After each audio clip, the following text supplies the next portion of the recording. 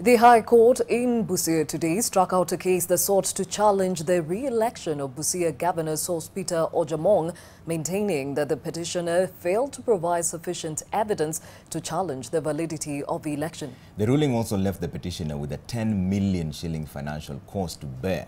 Tonight we report that recent judgments of high-profile cases have left a number of Kenyans questioning the cost of seeking electoral justice, as Enock Sikolia reports. Busia Governor Sospeter Ojaamong and his supporters were in a celebratory mood Monday.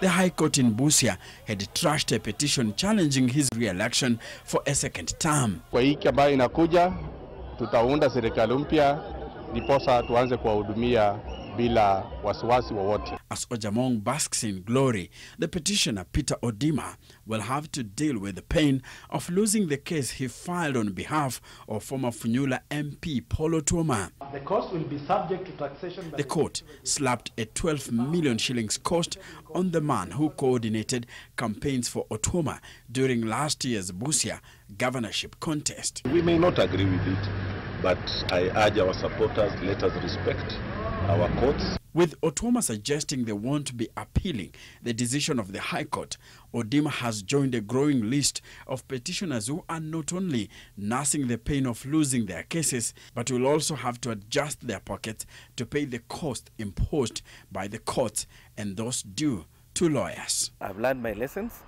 Let me wait for another chance. Nick Salat lost last year's Bomet senatorial contest, but he chose to stay out of the court. He says the experience he had after losing the 2013 contest made him to accept the 2017 results, though with a heavy heart. You were slapped with a bill that I don't think any ordinary Kenyan would want in the future to challenge when they feel that an election has not been fair. According to the Daily Nation, his 67 million shillings bill remains the country's most expensive election petition. I went all the way to the Supreme Court, from the High Court to the Court of Appeal, and ending up at the Supreme Court. So cumulatively, at every stage, when I was seeking justice for during my petition, I was there was a cost accompanying it. So cumulatively, they put my cost to both the High Court, Appeals Court, to the Supreme Court to stand at 67 million shillings. So very expensive. Salat is yet to pay the money after he successfully challenged the decision at the High Court in Kericho that slashed it to 3 million shillings. But lawyers representing Wilfred Lesan appealed, and the matter is still pending in court. Indeed, most of the cases dismissed so far by the High Court following last year's general election have come with high costs. The dismissal of a case lodged by former Kathiani MP Wavinya Ndeti against the re-election of Machakos Governor Dr. Alfred Mutua came with a 10 million shillings cost.